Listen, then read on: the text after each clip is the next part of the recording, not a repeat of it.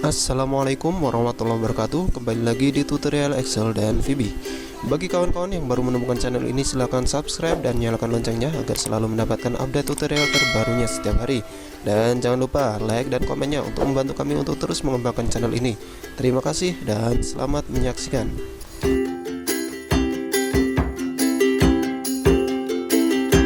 Oke sobat, kali ini kita akan belajar tentang fungsi aritmatika atau fungsi perhitungan di Microsoft Excel yang sering digunakan.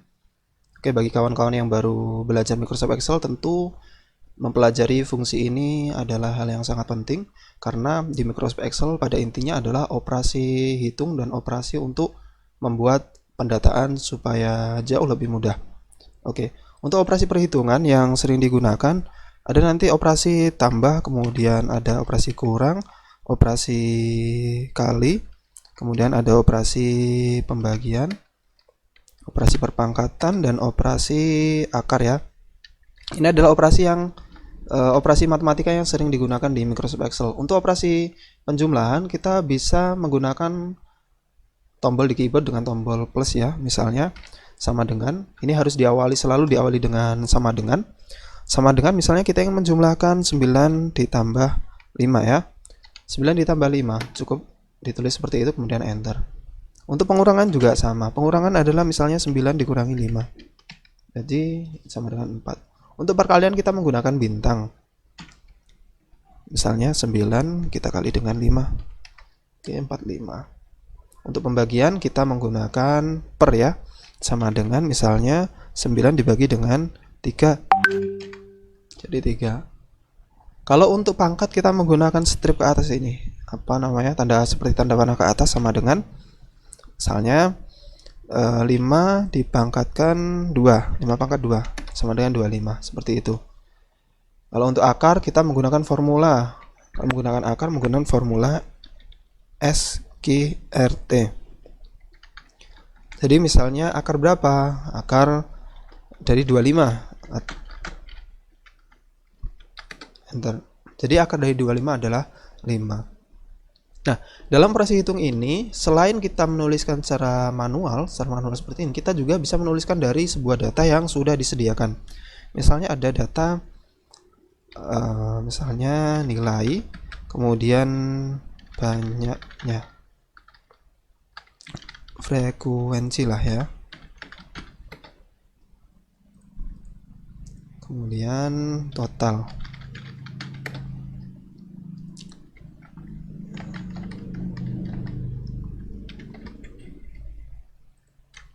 Misalnya frekuensinya kita bikin asal saja. Nah,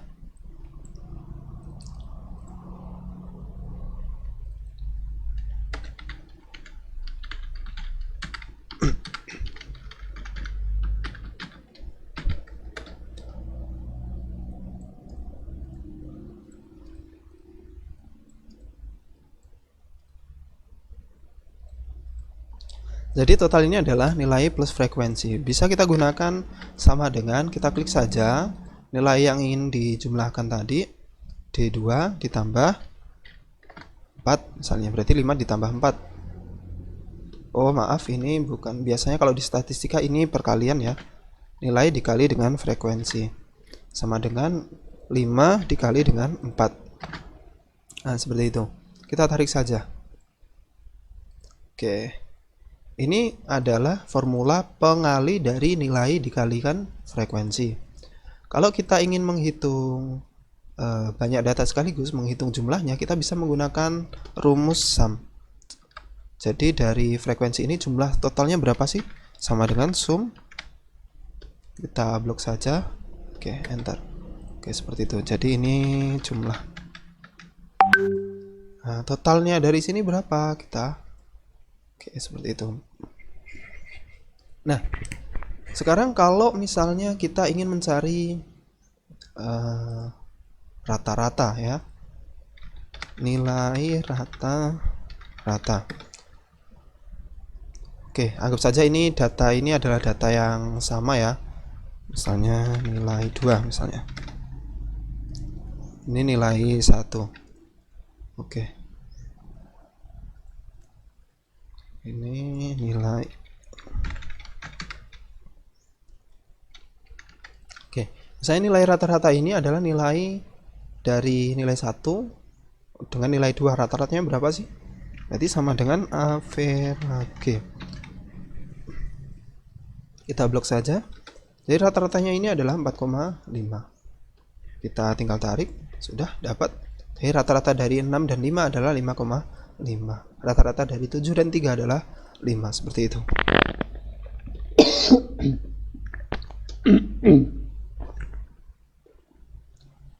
Oke, jadi untuk nilai rata-rata kita menggunakan average. Oke. Sekarang kita ingin mencari nilai, oh kok di sini ya?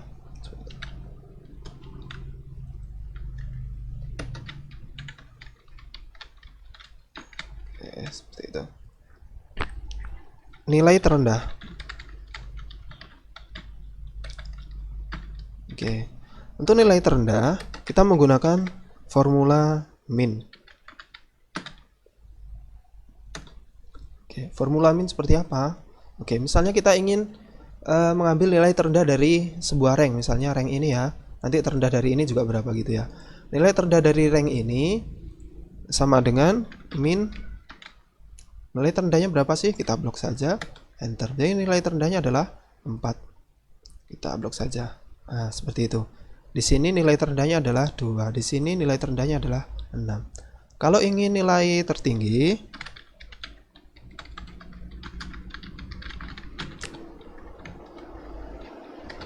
kita menggunakan fungsi max.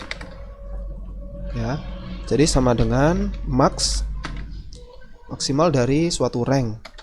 Nah, kita blok saja, kita tarik. Nah, itu ya. Jadi nilai tertinggi adalah 9 dari sekumpulan data ini.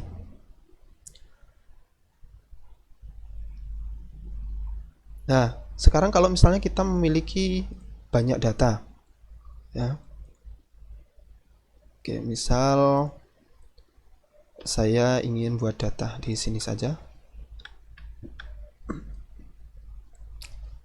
Saya ingin membuat data secara acak. Kalau membuat data secara acak, kita menggunakan run between. Gitu ya. Run between, misalnya saya ingin buat data secara acak, paling bawahnya 7, paling atasnya 20.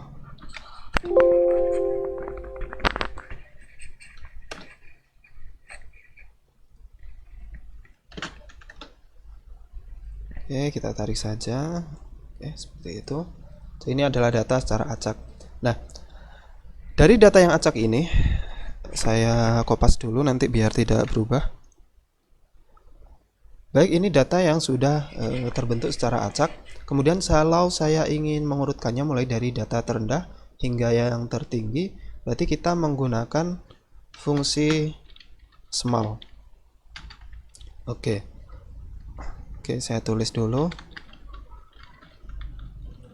Ini adalah untuk membuat data acak. Oke, kalau ini adalah untuk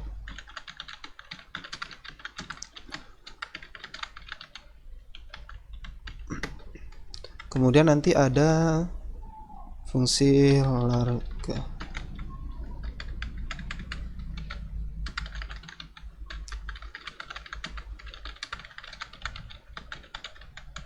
Oke, seperti itu. Oke, contohnya dari data ini. Oke, yang pertama, kita ingin menggunakan yang small dulu ya.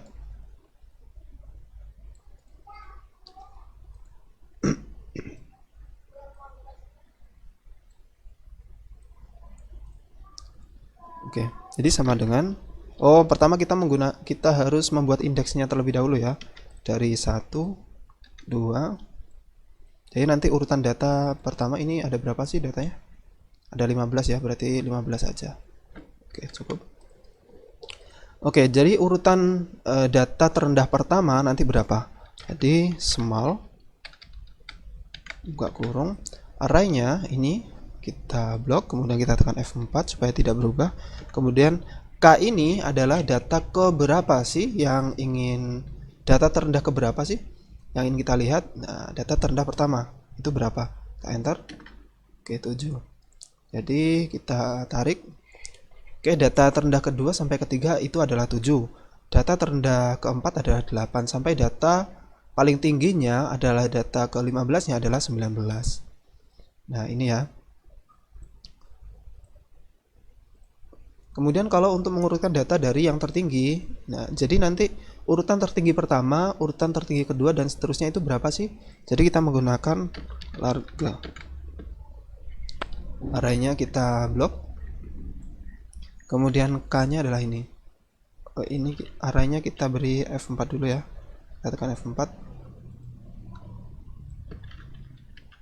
Oke, K-nya adalah ini. 19. Jadi data tertinggi pertamanya adalah 19. Sampai data tertinggi terakhir, artinya data terendahnya adalah 7. Ini adalah kebalikan dari small tadi.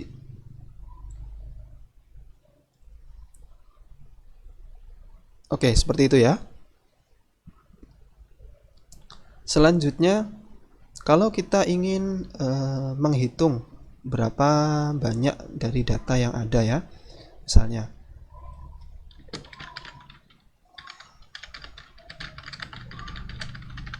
oke.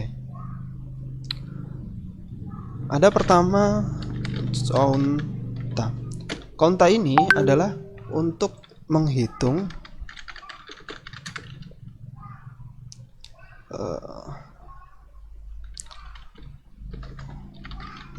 rank yang telah terisi data. Nah ya, jadi dari rank A1 sampai O1 ini yang sudah terisi data ada berapa sih? Itu menggunakan konta, sama dengan conta. Oke, kita blok saja ya. Jadi ada 15. Kalau misalnya kita hapus salah satunya, dia menjadi 14. Artinya hanya 14 sel yang ada di dalam rank A1 sampai O1 ini yang terisi data. Kemudian ada count blank. Count blank ini adalah untuk menghitung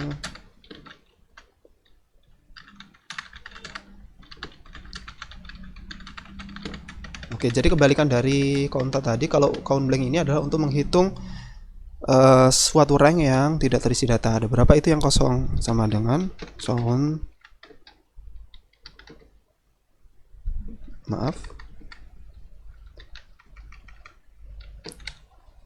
Oke, ranknya kita blok. Jadi yang tidak terisi data ada 1. Nah, seperti itu. Kemudian ada lagi countif. Countif ini adalah untuk menghitung data dengan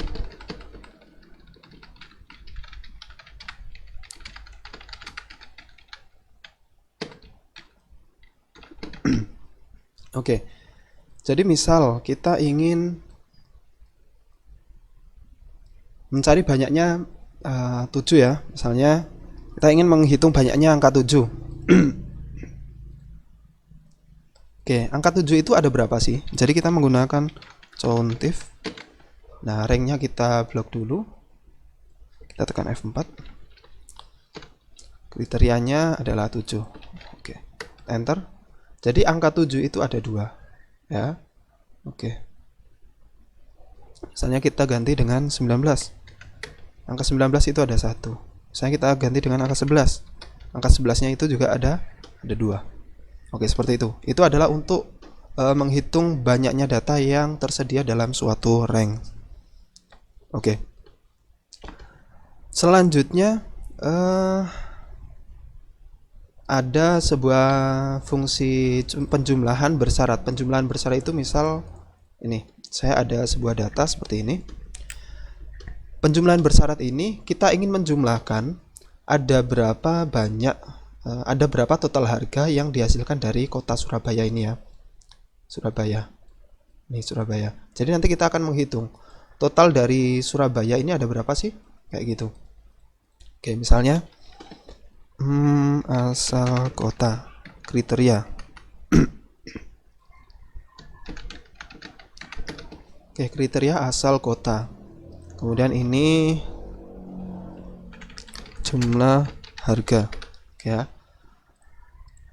Jadi nanti kita akan menjumlahkan Surabaya totalnya ada berapa sih ya, di sini. Jadi kita tulis dulu Surabaya misalnya. Nah, kita menggunakan rumus SUMIF. Nah, SUMIF. Jadi sama dengan SUMIF. Ranknya mana? Ranknya ini. Kita blok boleh dari sini atau boleh dari sini saja juga boleh. Misalnya kita blok semuanya saja lah dari sinilah ya.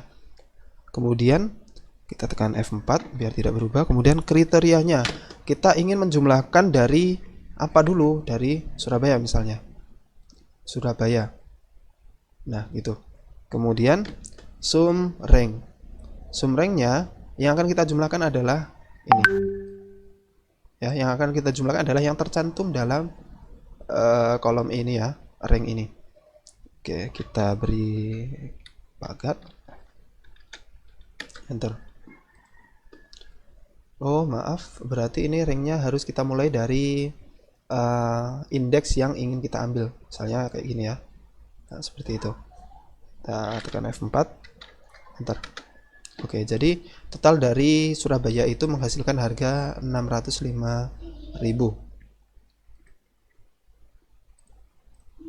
Nah, misalnya kita ingin total harga dari Jakarta 4.500.000. Total harga dari Madura ada 2.750.000. Kalau kita ingin membuktikan, boleh kita buktikan dulu. Misalnya kita ingin menjumlahkan dari Madura, sama dengan klik ini, jumlah, nah 2.750.000. Oke, selanjutnya kalau misalnya kita ingin membuktikan yang Surabaya tadi ada 605.000 ya, kita coba total. Ditambah Surabaya lagi 35 tambah 300 tambah 150, 605 pas ya, terbukti. Oke, itu adalah menjumlahkan dengan kriteria. Nah, seperti itu. Kemudian kita ingin pelajari tentang fungsi untuk mencari letak baris atau kolom. Fungsi untuk mencari letak baris atau kolom. Jadi misal kita ingin tahu nih, yang sekarang aktif ini dia berada pada baris keberapa.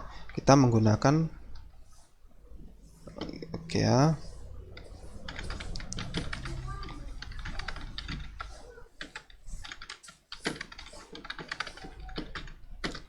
Oke, untuk mencari letak baris. Jadi kita menggunakan row. Oke. Jadi baris yang aktif sekarang adalah baris ke-7. Kalau mencari kolomnya berarti menggunakan kolom. Oke. Kalau kita ingin mencari letak baris pada suatu kata yang lain, bisa dengan row. Kita klik saja, misalnya kita ingin mencari Surabaya ini pada baris keberapa? Enter. Berarti dia berada pada baris kedua. Kolom juga seperti itu. Oke, kita klik Surabaya. Nah, dia berada pada baris pada kolom ketiga. Oke.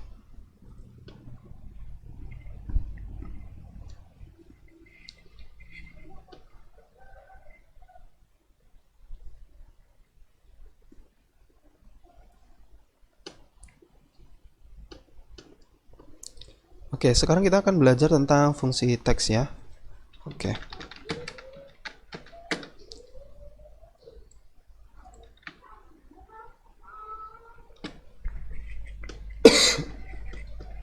Oke, fungsi teks. Misal di sini ada sebuah kalimat.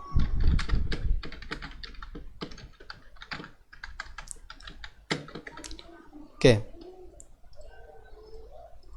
Fungsi teks yang pertama ada left.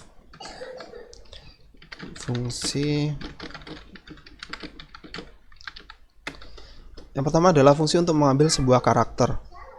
Oke. Yang pertama, ini ada left. Left ini adalah untuk mengambil karakter dari kiri. Jadi dari kata saya suka berenang ini akan kita ambil karakter yang kiri, akan kita ambil saya ya, saya. Berarti kita gunakan left, kemudian teksnya kita klik teksnya, kemudian number karakternya. Kalau kita ingin mengambil kata saya, berarti kan karakternya ada 4 karakter, jadi 4,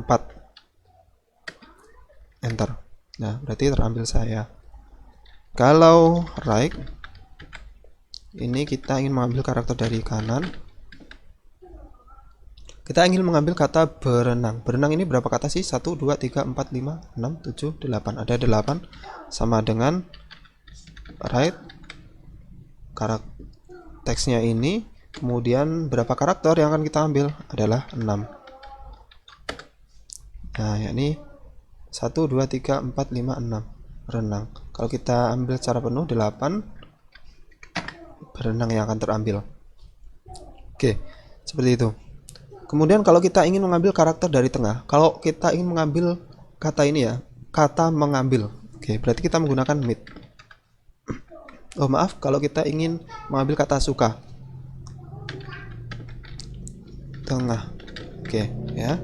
Sama dengan mid, kemudian teksnya, kemudian star numbernya. Star number ini adalah kata atau huruf pertama itu dimulai dari yang keberapa. Oke, kita mulai dari karakter S ini ya. S ini berapa? 1, 2, 3, 4, 5, 6. Jadi kita mulai dari yang ke-6, kemudian number karakternya kita ambil 4, enter. Suka. Oke, itu kalau kita ingin mengambil karakter dari tengah. Kemudian kalau kita ingin menghitung banyaknya kata,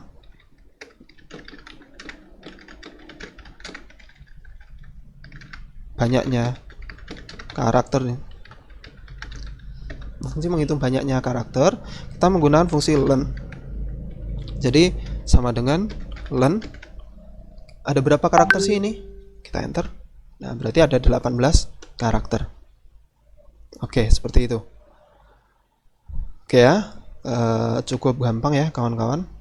Kemudian fungsi teks lagi yang sering digunakan adalah fungsi untuk.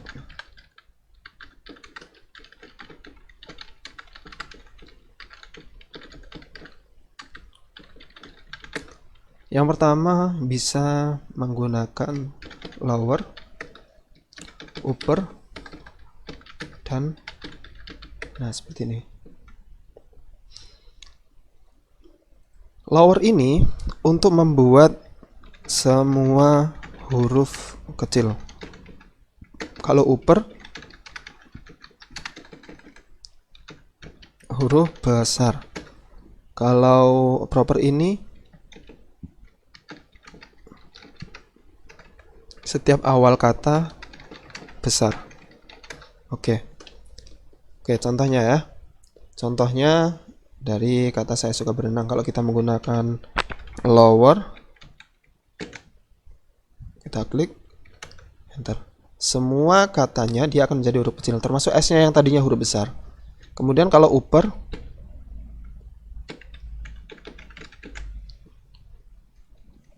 maka semua teksnya dia akan menjadi huruf besar.